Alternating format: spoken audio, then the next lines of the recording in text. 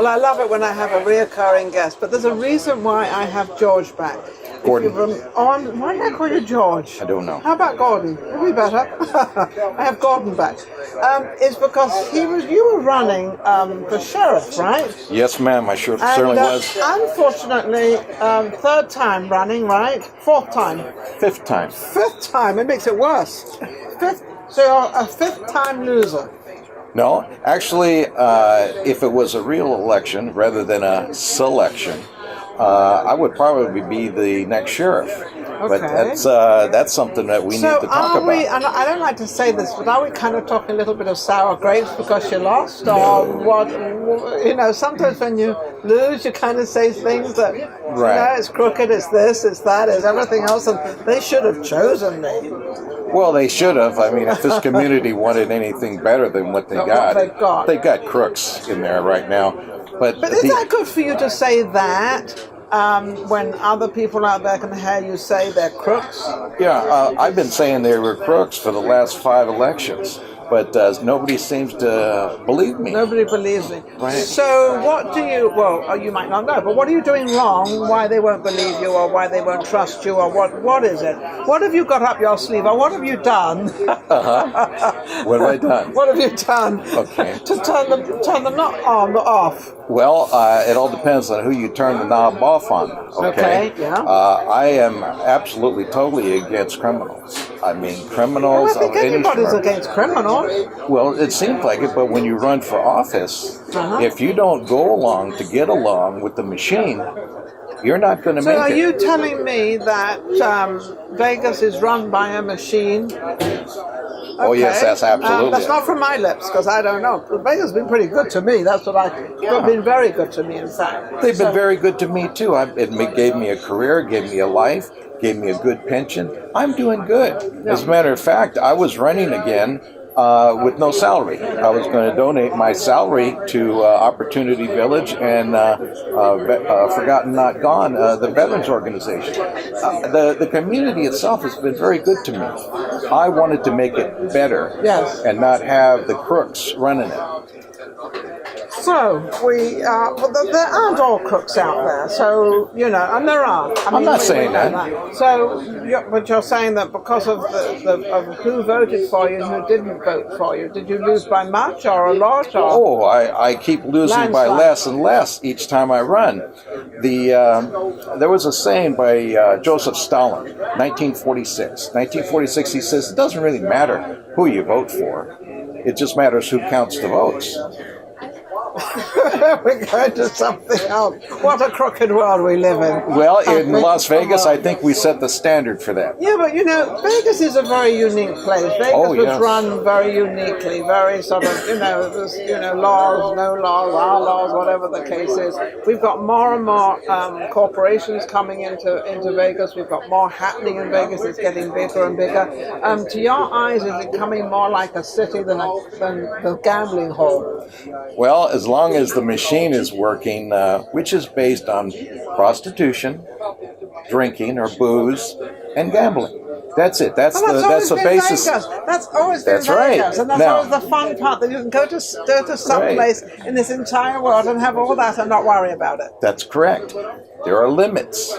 There are limits to that. Who wants limits in Vegas? I'm probably not on his side. That's okay. Civilization wants limits, okay?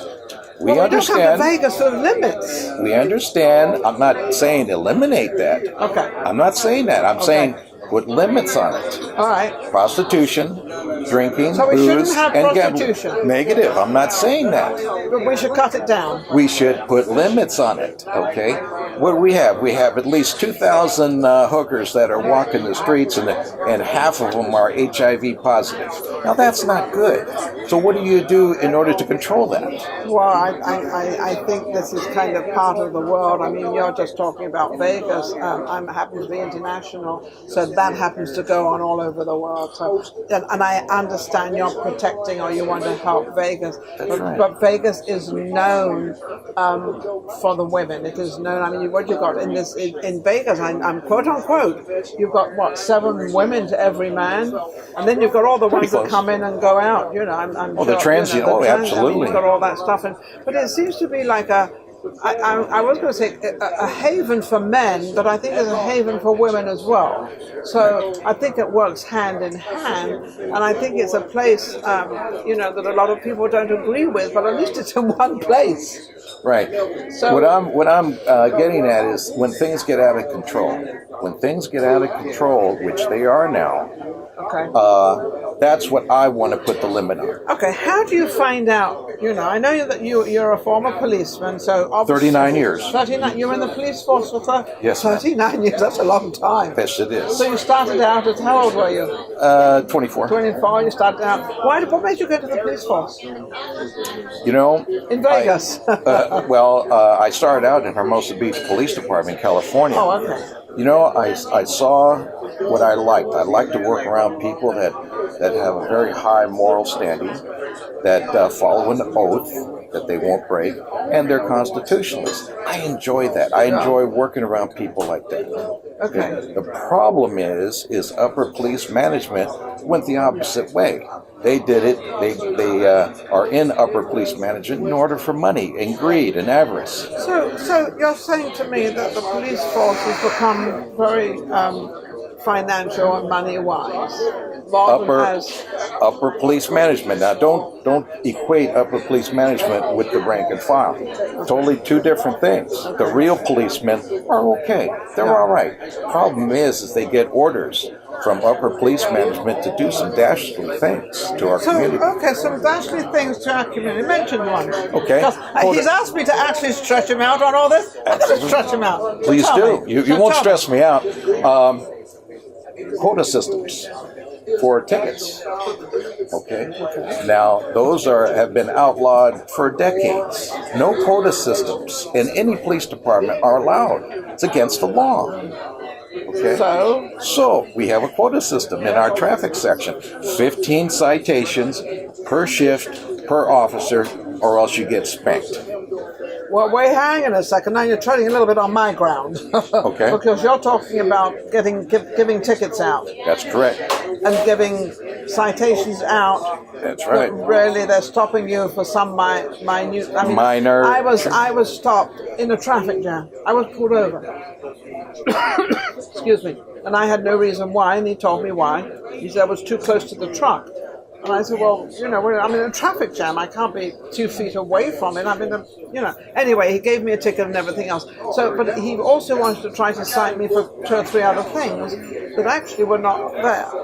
And obviously I went to court and everything was fine. But he gave me the impression that he had to stop me for something to give all these other things out. Is that how they do it? That's true. That's true. But as a former motorcycle traffic officer, reading that traffic law manual, they don't make a vehicle and a driver that I couldn't legally stop in 2 blocks. You will do something wrong legally in 2 blocks, and I could stop you for that. Okay, but the problem is you mentioned it, where the officer was looking for other things in order to cite you for it, right? Why? Why is he doing that? I presume to make my ticket bigger. Negative. That is to satisfy a quota system that he is forced to write those citations. And traffic citations are mere revenue. Period. There's 160 motorcycle police officers in this community, but it still takes you 2 hours to have a motorcycle police officer come and investigate your minor traffic accident. Yes. So what's going on here? Where's the emphasis? On citations. And remember, citations are mere revenue. So it boils all the way down to everything else in this world, the bottom line, money. Money. You betcha. Greed, avarice, money. So if we didn't have the police writing all these tickets, we wouldn't need as many police. Correctamundo. So if we didn't need as many police, they wouldn't have to stop us for tickets. Well, what they can do... But we are creating jobs for people. Creating jobs for who? For the police department. The police department doesn't need to create jobs. Well, no, I don't think so, because if all they're doing is writing tickets, we don't need them. I agree with that 100%. Get them off the street. Absolutely. Well, again, we don't need to have a bigger police force. All we got to do is just maybe cut the traffic section right in half, which would be 80 police officers. Okay, so we dealt with the traffic thing. So what else do we deal with? What else? Oh, he's got something up his sleeve, I can tell. Oh. What else? Tell me. Okay. Tell me things that people don't know out there, because this is interesting. Okay. My producer's looking at me and laughing. Ninon. Oh, you open up the door. I'll step through. Okay. Yeah, well, you'll step through it. Absolutely. Carte blanche. Okay. Equipment allocations. Okay. Let's just talk about that for a second. Okay. A police radio system that was working just perfectly. Yeah. Nothing wrong with it. Crystal clear. Okay. All of a sudden, we need to have this new super duper high fangled digital system that cost $68 million from the taxpayer. Just in Nevada? Just in Clark County. Just in Clark County. $68 million. And guess what? Could have written an awful lot of tickets for that. Awful lot of tickets. Okay. What happened? It was a phony system. It had to be scrapped. And the problem is that us detectives, that's what we do. When a radio system or a company comes in, they say, hey, we have this great radio system. Wait a minute. We found out that it was a phony system. All across the United States, from the East Coast, that company and that radio system had lawsuits up the yin-yang. But if you're a police department and you have all these detectives and all these people, aren't you supposed to kind of look into who you're dealing with? Absolutely. Okay. And that's what we did. And it was ignored. So this is a friend of the... You bet. Not a friend.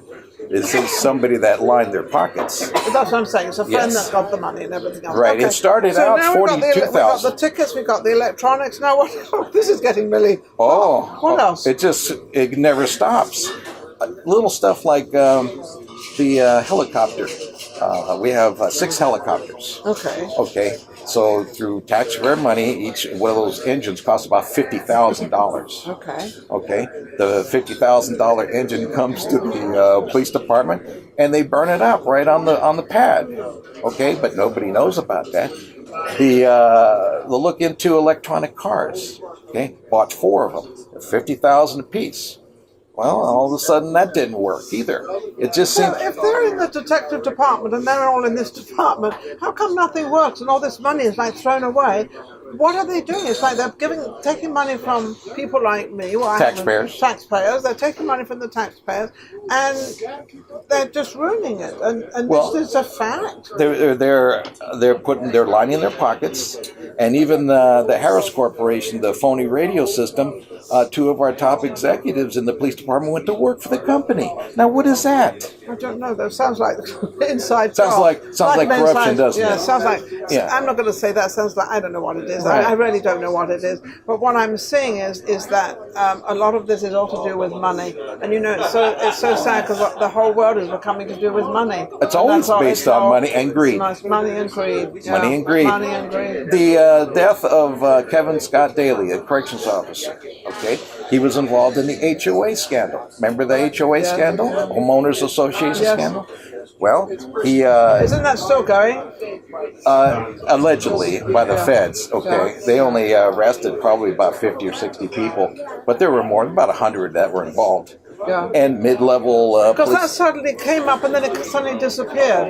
It disappeared from the public's eye, but not from reality. Are they still fighting it? Are they winning or losing? Or what's going on? It's still in litigation. It's still in litigation. Oh, it'll be in litigation for years. Oh, you bet. That's how they do it. Yeah, they keep it in. Then that's the problem. Everything goes into litigation, and everything goes as soon. I'm not saying anything against the lawyers, but as soon as anything gets involved with lawyers, it's like, oh, we'll do this in 6 years, or we'll do this. I'll meet you in 6 months. It's like it just never stops. It never stops. That's right. That's how they work it. Okay.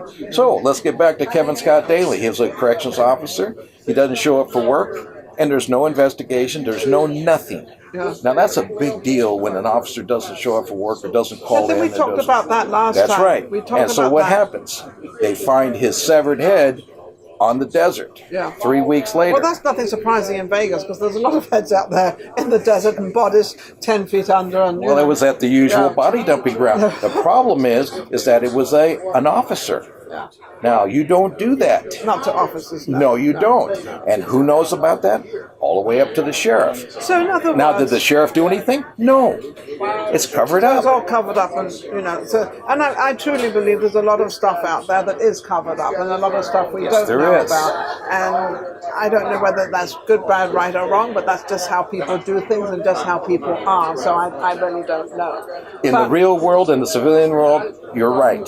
In the police world, no. Well, I agree, because the police, I can always remember in England we have a little different police department. Well, maybe we don't have a different police department, but we always respected our police, and we could always go to our police. But they always did the right thing. I don't know whether they're corrupt now, not corrupt. I don't know. I don't live in. They are corrupt now. They are corrupt. Anyway, so because we're going to close out. What do you really, really 100% want to achieve? Okay, right now I want to bring the election back to paper ballots. That's the only way that it could be even remotely legitimate.